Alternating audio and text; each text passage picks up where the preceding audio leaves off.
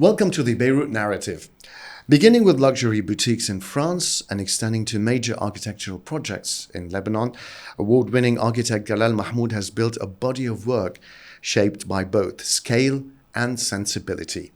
His practice now spans leading seaside projects across the region, rooted in a deep understanding of place. From an early stage, he understood that architecture is not really about form or trends. It is a profound relationship between people and place. And when that relationship is missing, design fails to deliver its message. Born in Beirut in 1959, Galal Mahmoud studied architecture in Paris and began his professional career in 1987 before returning to Beirut to found GM Architects with his partners Anwar Haj, Randa Shaheen and Eli Waked, followed by the opening of GM Architects Abu Dhabi back in 2006. His work spans Lebanon, the Gulf, Europe, and North Africa. Yet Beirut has remained his point of return and his enduring reference. Today's conversation is a dialogue about roots, about philosophy, and about architecture as a responsibility before it becomes a profession. Galal Mahmoud, welcome to the Beirut Narrative. Thank you, Ali. Good to have you with us today. You were raised in a household that actually blended the depth of Egyptian civilization with British culture within a country as cosmopolitan and culturally diverse as Lebanon. How did this mix shape you, both personally and professionally? Well, the personal and the profession kind of melt down into one. As far as I'm concerned, my professional life and my personal life, they work together. They're not segregated because of the nature of our work. The background, of course, is from my parents who are Egyptian, my mom's Syrian origin, my dad's mother is English. So there's already quite a mix back then. Then they moved here in the 50s, settled down here. And since childhood, they took me everywhere they went. And my parents loved to travel. So this traveling to practically all over the world with my parents, whether on business trips or leisure trips, allowed me to open my eyes to the world and understand what's around us and what's happening around us, multi-cultures, multi-languages, multi-lifestyles. And all this unconsciously, I think, has forged my personality, which is what I try to do now in my projects, to try to really understand the places I'm working in and to work like a sponge and absorb as much as I can what's happening in any country I work in and try and blend in and not aggress, try to be as soft as possible, all while providing our creative ideas, of course. Which brings me to my next question. How did this background lead you to conceive the Museum of Civilizations project, which earned you, of course, international recognition and which we hope to see realized soon? Yeah, unfortunately, I kind of gave up on this. It's not dead completely, but I've put it aside because I put a lot of energy and devotion to that project back in 2014 when I was invited to the Biennale of Venice of Architecture to showcase one of our projects. And my idea was, instead of just showing any project we've done, which is maybe relevant or not relevant, I wanted to talk about Lebanon and what Lebanon is about. And because of my diverse background, multicultural background, what attracts me to Lebanon and always has and always will is this multicultural society, which goes back 6,000 years, you see, and which is illustrated quite obviously if you dig a hole in the center of Beirut. If you dig a hole of 50 meters in the center of Beirut, in certain areas, of course, you will have a layer like a cake of 6,000 years of civilization, whether 6, 7 civilization that passed through Beirut. And it's there, it's layered in front of us. So my idea behind that museum was to showcase this extremely rich DNA that each one of us as Lebanese, although I'm not 100% Lebanese, but I consider myself Lebanese, is within our blood. So it's not only about which village we come from or what's our religious originally and who's our family. It goes back to Persians, Romans, Greeks before the Romans, Phoenicians, of course.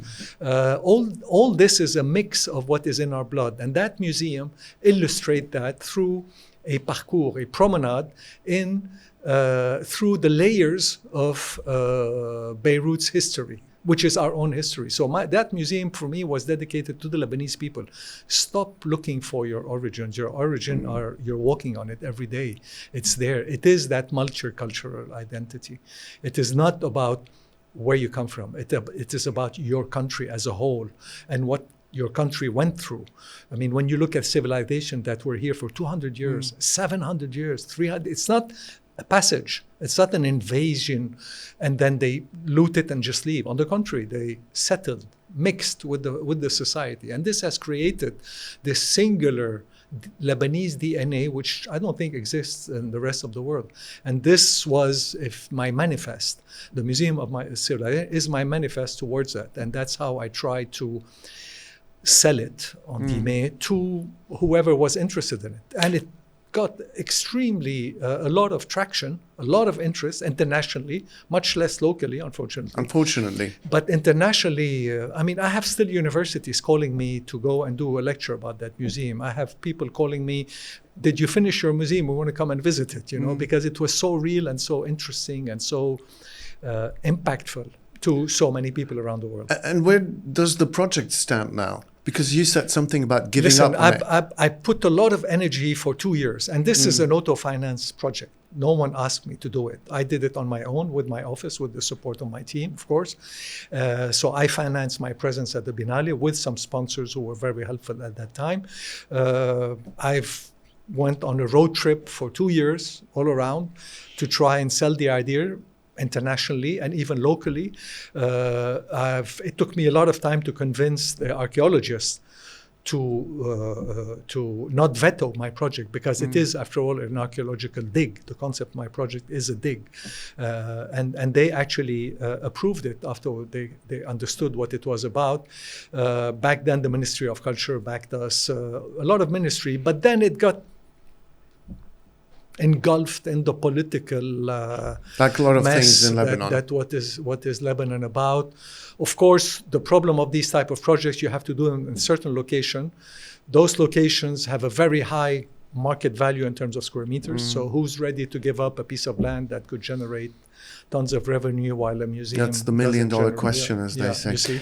So this is where it got complicated, and I started, facing hurdles. And then I said, okay, 2 years I dedicated a lot of my time, a lot of my energy, a lot of my money to it.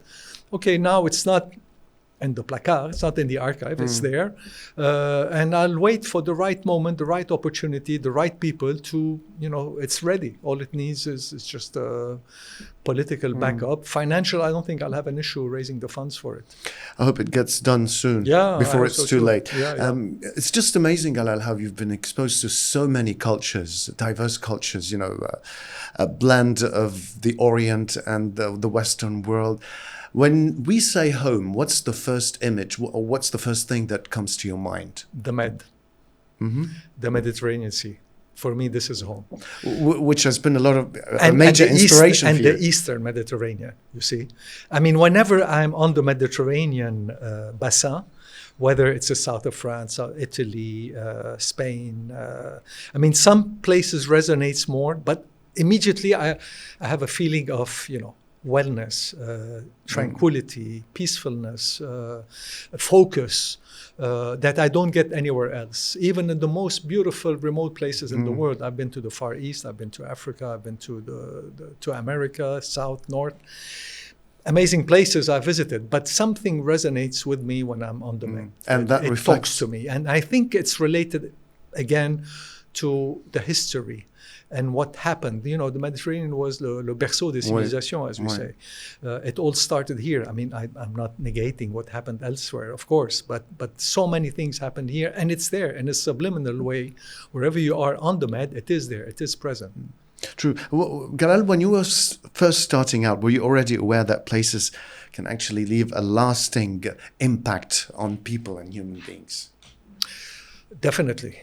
Definitely. I mean, I think my first year in architecture. I was back then. I started in Grenoble, then I moved to Paris, and we had a fantastic architecture teacher, amazing guy, so humble but so dedicated to architecture as a life, and he gave us a book the first week. It was a book called Architecture Without Architects, which is very well known. He said, read this book before you start this profession. If you understand that, then you can work. If you don't understand that, then forget it, do something else. What he meant, I think, back then was that humans didn't need architects to build their homes or to build their shelter. They just needed shelter. And as time evolved, architects started getting involved into designing mostly, it was more public buildings like churches, mosques, etc., and then shifted into housing. So our role, I believe, as architects is to make our lives better. This is a responsibility. If it's a house. If it's a commercial building, it's another story. Probably we'll talk about it. But if it's a house, it's to make our life better. To do a nice house, anyone can do it. You take any shepherd in the mountain, he will do the perfect house that shelters him from cold, from wind, from sun, the orientation, everything is there. In a 2 by 2 meter shack, it's all there. There's nothing to reinvent.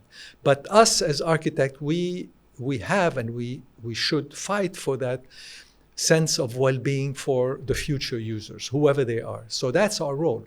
And it is a big responsibility.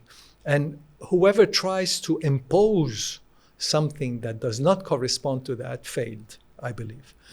Moving on the to smile of a face of someone for whom you've just delivered a house and he's calling you a month later saying how I feel good in this place, there's the $1 million answer that you need to keep us motivated and going on. True. Galal, Paris must have played a pivotal role or part in your life when you were first starting out in your career, studying there and so on and so forth. How did it reshape your way of thinking, or did it actually reshape your way of thinking? Paris was certainly, it's a stack. My life is like a stack of cards. So every experience brings an additional input to the formation of one's mind. And it doesn't stop, even up till today. There's always things you learn, always things you start from scratch. And Paris was definitely a big milestone in the sense that Paris itself is like an open-air museum. And you have to learn how to appreciate it also. And this is something also very important. Wherever you are, you need to open your eyes. And people, because of how things evolve now and phones and social media, we stop looking. If you see people walking in the street today in any city, they're either taking a photo with their phone or looking at their phone, and they're not watching what's around them. True. And Paris for me was an exceptional experience because I worked also in the city, doing projects in the city.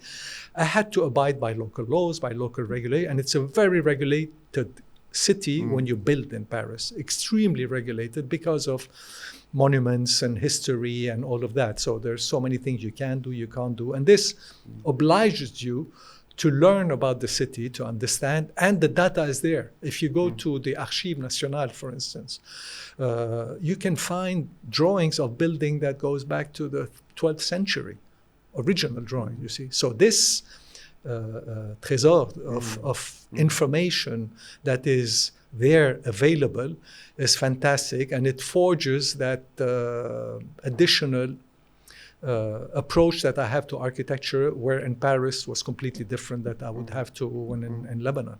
You see. Well, talking about the archival records of Lebanese architecture, that's a whole chapter that probably needs 2 or 3 episodes to discuss, which is quite unfortunate.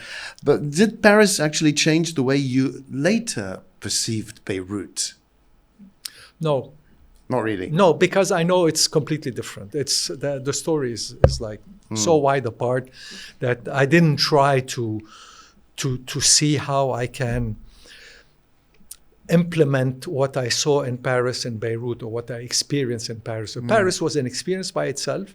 It's a new hard drive inside the hard drive of what is my mind.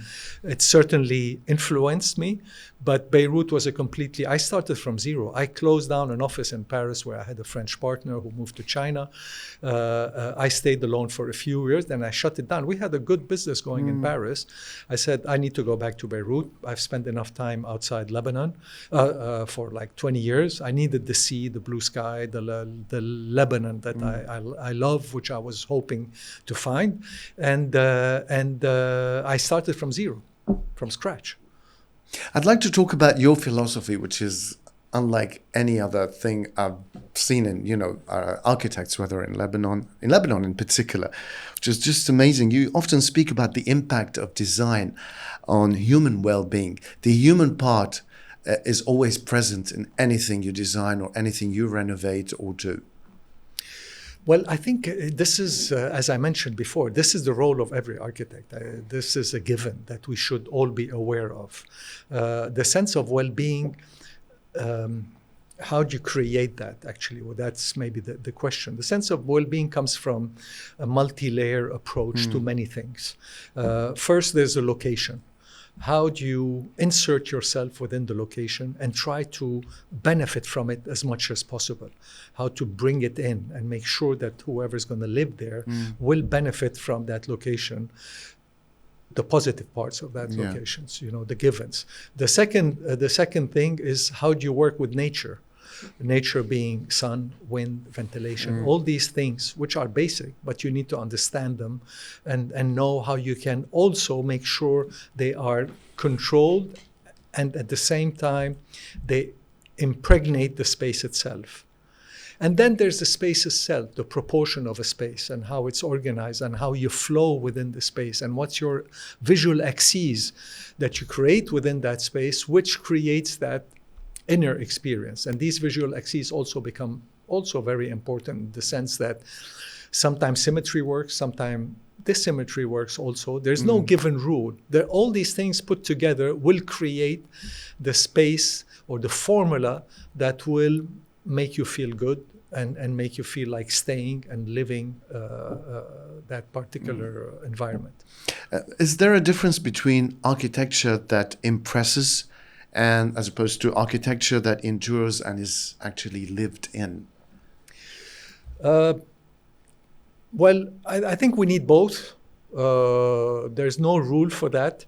I think architecture that impresses, where it becomes a tour de force, in some cases it's necessary, because this is what makes us other architects evolve and explore things we wouldn't dare explore if those marginal architects didn't go that far in their way of thinking, and also these things have become marketing tools as well, which are sometimes much needed in certain cities. Now it is abused, of course, in certain cases, but I think it's there and it has to exist and it has to be present. And as far as I'm concerned, I'm not there. I'm not an architect who tries to impress by bravados, because I don't know how to do it. I'm too rooted to what I do to be able to go out of the box. And I admire these architects, I really do, because I could never, go that far in the way of rethinking the whole thing upside down. My approach is contrary. My approach is architecture that disappears. Okay. Yeah, I want to disappear. My best compliment would be when I design, whether it's a large-scale resort or it's a private house, is we didn't see it. Where is it? And then once you're in it, you're like so connected to the environment that's around you, that again, you feel that immediate bond that is the environment, the nature, the views, the sea, the wind, the sun, all these subliminal things that no one thinks of, but thinks of in a way sometimes that is too shortcutted. I put a lot of effort into that. And the challenge is when you design big projects, when you're going to design, a client gives you 100,000 square meters by the sea, and he wants you to design a multi-destination resort residence. So of course, he would want to exploit as much as possible. He wants maximum BOA, etc. My role here comes and says, okay, will give you the product you want to generate, because at the end of the day, he needs to make money out of it, to generate the revenues you need. But at the same time, you want the people to come back. And for them to come back, we have to hit the right spots. We have to find that sweet spot within all that surface of land and make sure we're there to stay and to last, you see. And that approach is very challenging, because you will be tempted to create that Instagram image that you want on your Instagram page. We all have that temptation, and see how many likes you got on it. Absolutely. But we try not to go there. We try to be more subtle. We try to think of the end user. What is his experience? From the moment he crosses the gate, all the way through the property, to his room, to his terrace, to his bathroom, to every single space for us is a prime space. There's no secondary space. If I'm designing a resort by the sea, the bathroom for me is as important as the room. Every spot in the lobby lounge or on the terrace has to be wow. And that is quite apparent in some of the amazing images that you showed during your recent lecture at LAU, talking about the deals, which has got to be one of the most phenomenal, most amazing projects, architectural projects in recent years. We'll be talking about that in a bit. But since we were talking about clients and their own requirements, where do you draw the fine line between taste, identity, and the client's requirements, which sometimes can, be quite overwhelming? We take all these three words, we put them aside. Okay. And we say, we come back to a blank page, and then we say, what's the narrative here? What's the story? What are we selling? You see?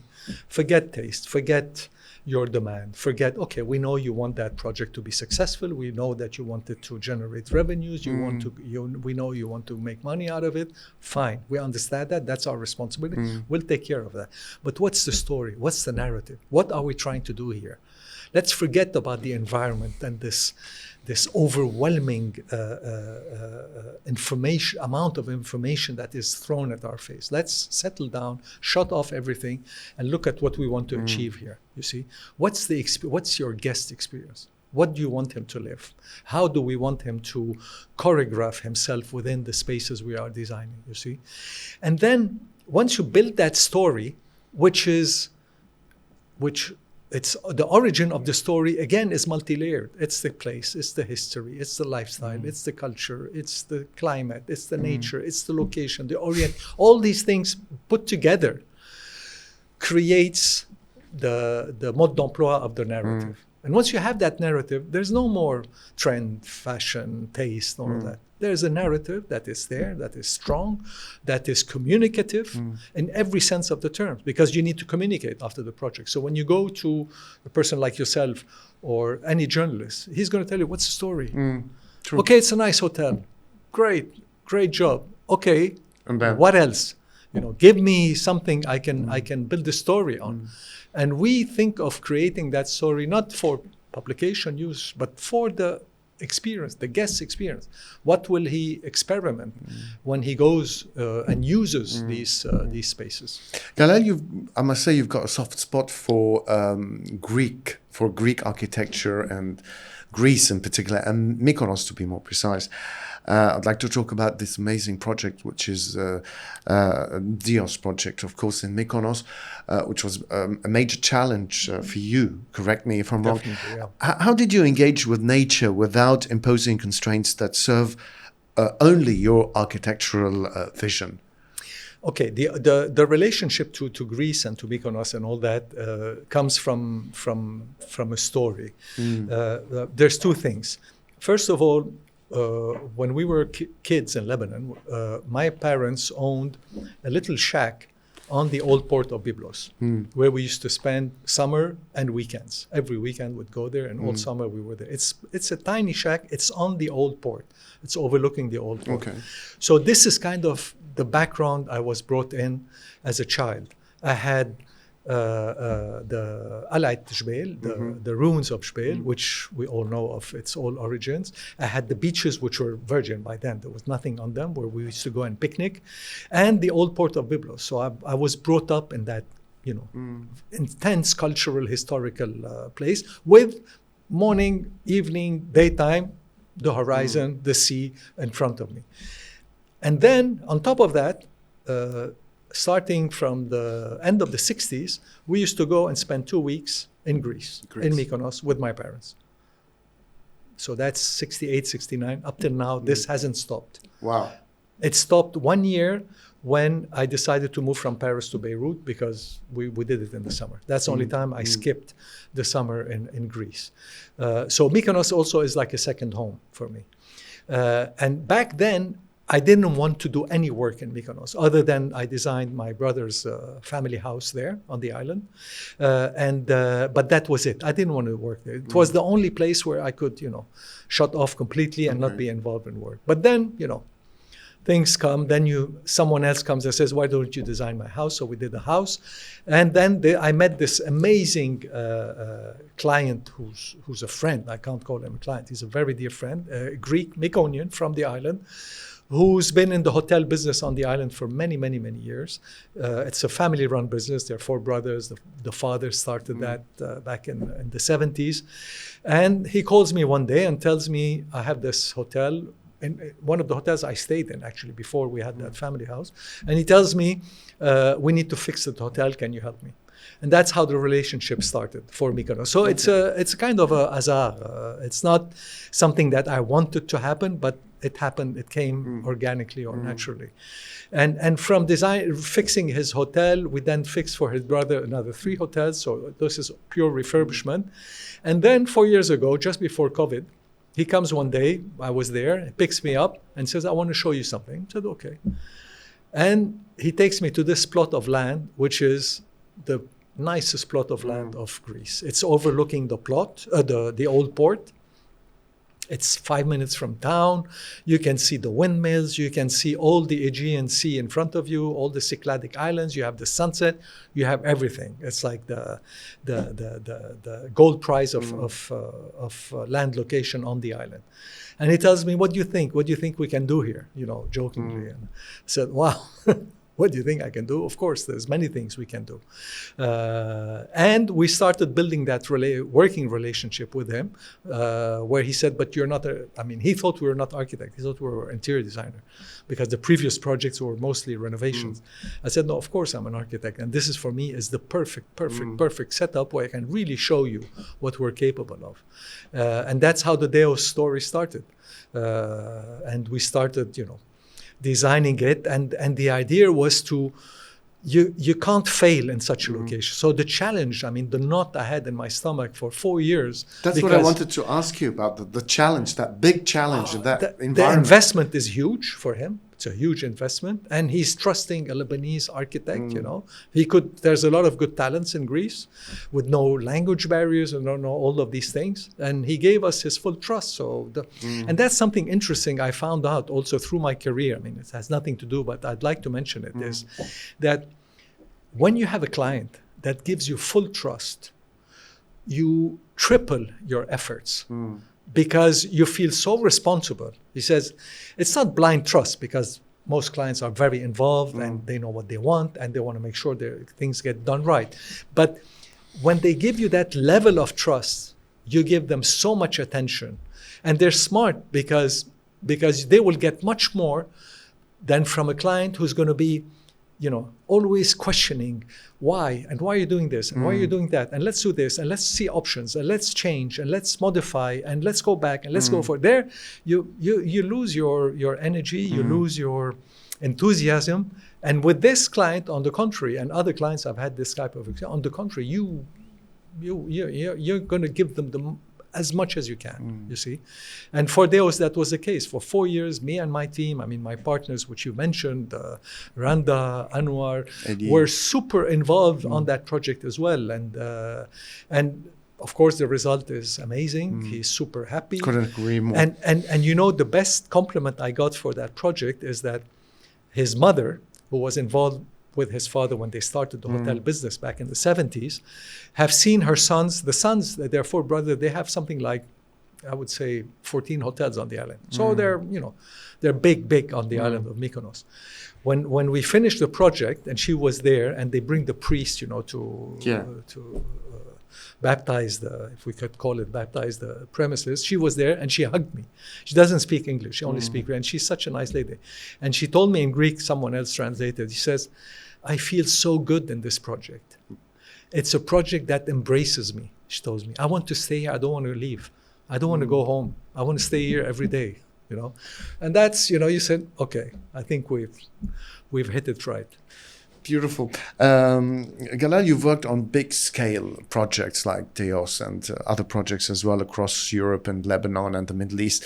But you've also tackled a lot of beautiful small projects the Beit Noon guest house, which has got to be one of the most beautiful guest houses across the Lebanon. Why do smaller scale projects sometimes resonate more, let's say, deeply with people? It's all about the people. It's not about the size of the project. And that's what I tell to my team, because sometimes they're surprised by the scale of what we work in. And I tell them, listen, it's all about the people who we work for. It's not about the size.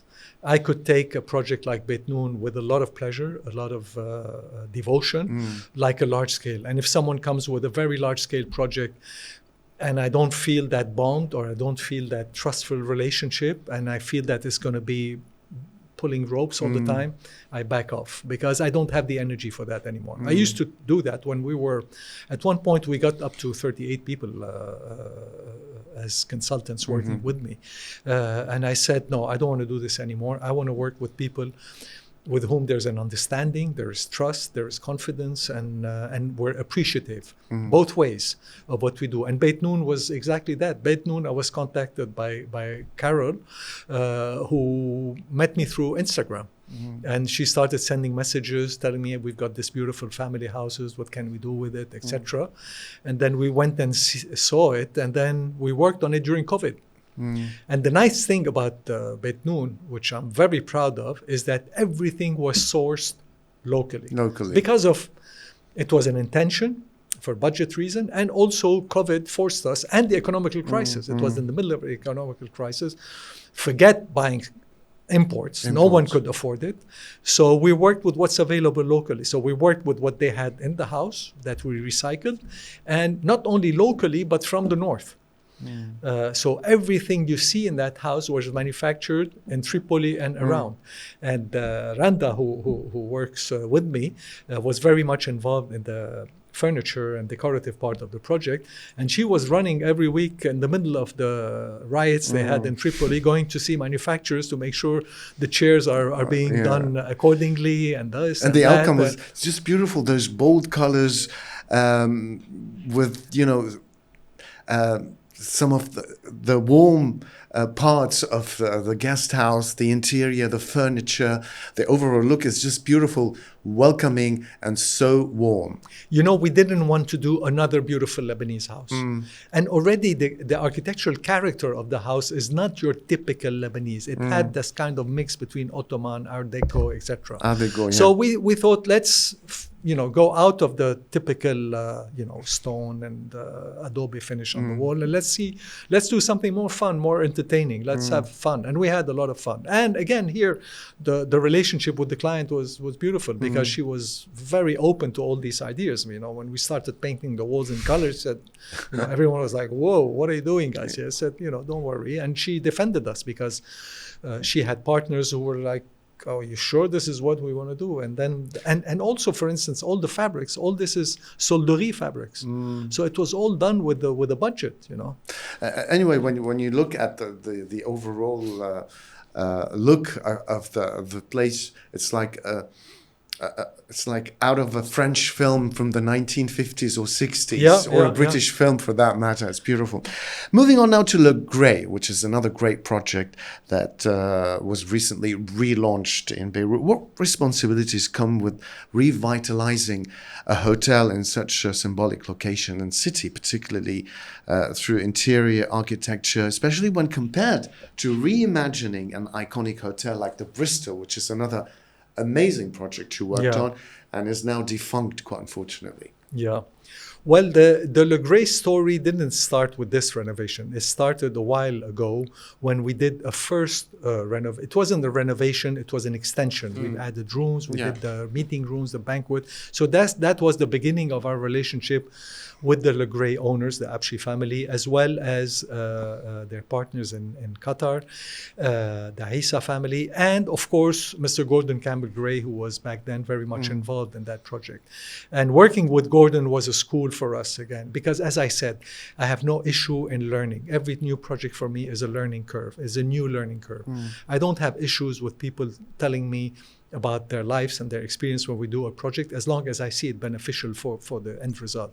And with Gordon, that was the case. You know, he had a vision, so we worked around that vision, and that vision was kind of out of the box thinking of what is a luxury hotel experience, which was very refreshing back then.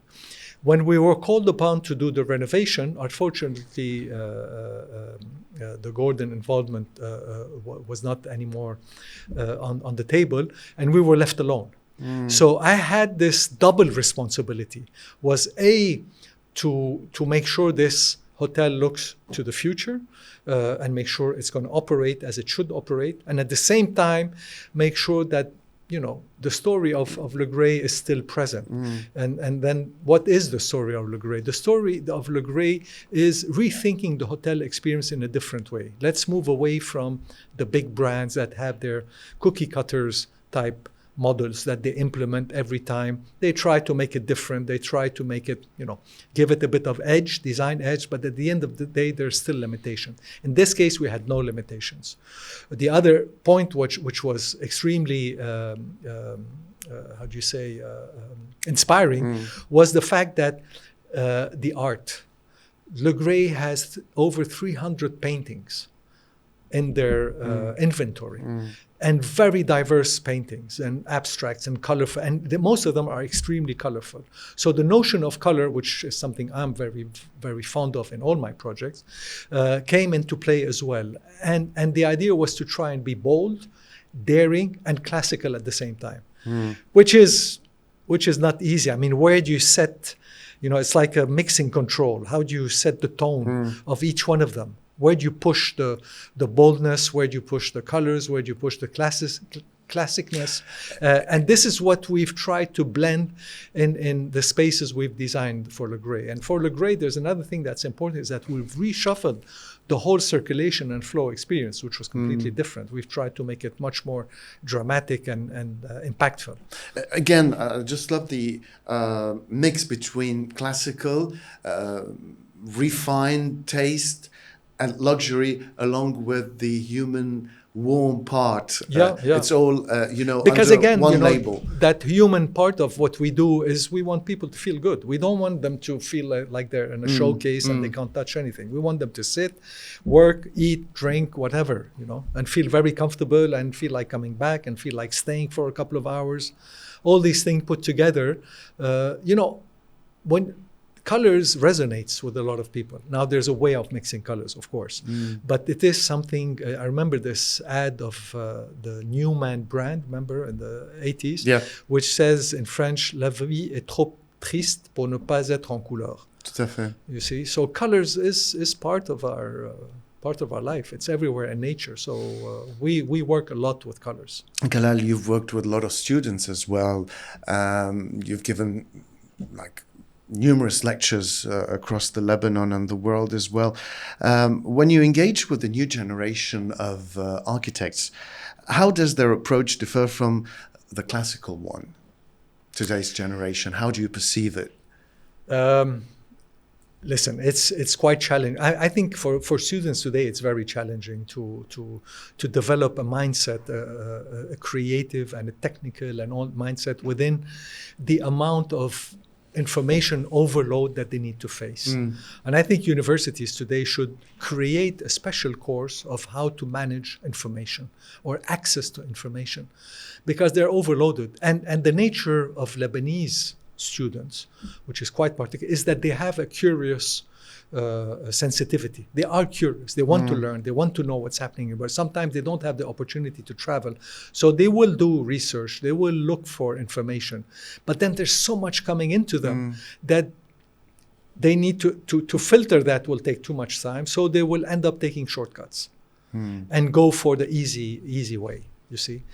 Which me as a teacher, because I used to teach students for quite a long time, was always I always had to say, okay, forget what you've seen. You've done your research, forget it all. Now do your own thing.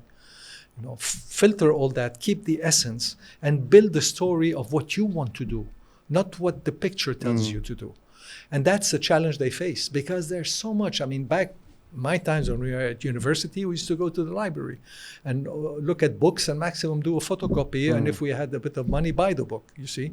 And that's it. And we have to work with that, which forced us to really dig in deep to create interesting things. Now it's all there. I mean, and now with AI, forget it. You know, it's like that's another story. That's another story. You just Absolutely. punch in a sketch, and in a few seconds you have a project. True. Galal, you've been all over the world, but something always brings you back to Beirut. You've got this little attachment to Beirut, and an article about you that was published not long ago caught my eye. You once described the city by saying, architectural anarchy is quite present, and people dwell on that, proclaiming it Lebanon's charm. There's a chaotic, almost schizophrenic feeling here, tied to the people or the environment, or both. I wish we could do things normally, not always in extremes that fight each other, but we're here in our little corner trying to make it a better place. How does this reality influence the way you practice architecture today? I, contrary to some of my colleagues, I try to make sure that this reality does not affect me. Is it a sad reality? It is a sad reality. I cannot fight it. I cannot. There's nothing I can do about it, and I try to make sure it doesn't impact me intellectually. It is there. It's like this love and hate relationship you have with some place. Of course, sometimes people ask me, would you regret coming back here? I said, no way. I'm very happy I came back, and I'm very happy being here, regardless of all the hurdles that we all face. I feel good here. I know how to navigate in this kind of environment. Maybe it's a bit egoistic, but at the same time, I have a hard time dealing with that chaos. I'm not saying we should, make a Switzerland out of Lebanon. I mean, chaos sometimes is Latin, and chaos is Mediterranean, but there's limits, to this anarchy. And I just love the way you use the word anarchy in all of this, which is true. You're getting punched in the face every second you're out on the street. Sometimes positively, sometimes you would discover a little oasis of beauty, and then next to it and then reality hits. So why? Why can't? Okay, there are mistakes that can happen. I mean, we're not going to do Paris out of Beirut, but at the same time, there should be certain limitation. There should be a certain order and things that would allow us to kind of relax visually, at least. Galal, you're also a big music aficionado. Do you listen to music while working on a project, designing a project? What type of music do you listen to? Which artist or which particular band? My musical culture is very diverse. I've been brought up in a house where my mom made me listen to jazz. I was 12 years old, you see. And my father That must have been harsh. Sorry? That must have been harsh, a 12-year-old. Actually, no. And my father was a big Farid al-Atrash and Kulsoon fan. My father was a cineast back in Egypt back then. So this multicultural musical background forged my identity. And I was fortunate enough also to have a brother who's older than me, who was already exposed to pop music. So very early on, maybe at 13 years old, I was already exposed to all the bands of that period, and this also allowed me to start very early on being impacted by pop music and everything that goes around it. So music is definitely part of my life. It's always there. It's always present. Preferences, not really. It's very diversified. It goes from oldies pop, to modern pop, to jazz, to fusion jazz, to funk, to house. Well, your musical taste is a bit like the work that you do. It's very diverse. It's not limited. It's not limited, but there are things I have difficulty relate to, which is, for instance, house music. Yeah. Although one of my best friend who we grew up together with the same musical taste and all that, he's into that. He's DJing in house music, but and he keeps telling me, it's amazing and you should, delve into it. But I enjoy sometimes listening to it if I'm in a club, but it's not something that I have on my playlist. But all the rest, definitely. As long as it's diverse, as long as it's quality, of course. I'm doing a lot of research now on popular bands of the 70s and the 60s and all these podcasts and interviews of these musicians, and you realize, back then we thought these guys were doing music to have fun and go and party and do whatever, do a concert, that's it. But actually these guys worked hard. They worked very hard. They were extremely talented musicians, and they devoted their life to music, and which made them what they are. There's an amazing podcast on the keyboard player of the Doors, Ray Manzanera. Yeah, where he kind of explains how he created the song Riders on the Storm. Yeah. And how the thing came up and how they made it and how they each input it. And you see the work that's behind it. Or that great documentary on Let It Be by the Beatles. So much work. These guys worked like dogs, Oh, absolutely. After this long and illustrious parcours or journey, where do you want to arrive? Where do you want to go next? I don't want to stop working. That's for sure. I want to go on doing more and more the projects I like and focus more and more on projects I enjoy doing and where I can really bring value. Creative people bring value to life, to people. Business people bring wealth. We bring, whatever the background we are from, whatever the type of creative profession we have, we bring value that lasts. As long as I can bring value and have people around me that appreciate it, I will go on doing that, and I would like to go on being challenged in that direction, not challenged in other direction. In that direction, I have no problem being challenged. I have no problem someone coming to me and telling me and challenging me on everything I do, as long as we're doing it together and as long as it is for the sole purpose of bringing value. Galal Mahmoud, if you were to conclude this episode with a single sentence, what would it be? Wow. That's very broad. Yeah, that's very broad. Do what you do best, enjoy life, and make the most out of it. Make the most out of it, wherever you are, wherever you have your life brings you to. Just make the most out of it. Enjoy life. Every minute you gain is a minute that passed. So make sure that minute is enjoyed, whether it's your life and your work and everything. Galal Mahmoud, it was a major pleasure to have you on the Beirut Narrative. Thank you so much, and keep on doing what you do best. Thank you. Thank you very much.